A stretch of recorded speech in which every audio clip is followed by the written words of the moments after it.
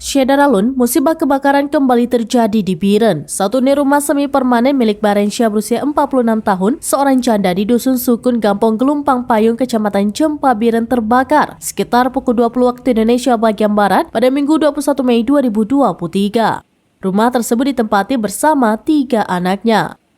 Saat kejadian, Barensyah baru saja keluar dari rumah menuju ke rumah tetangga. Tiba-tiba dilihat rumahnya sudah terbakar.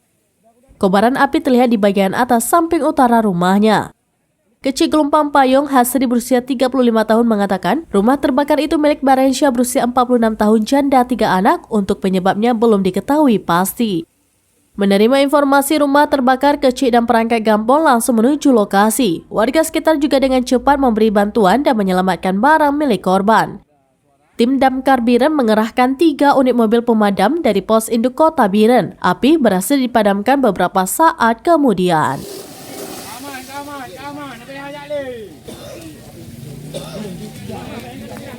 Dari Biren, Yusmandin Idris, Raminas.com.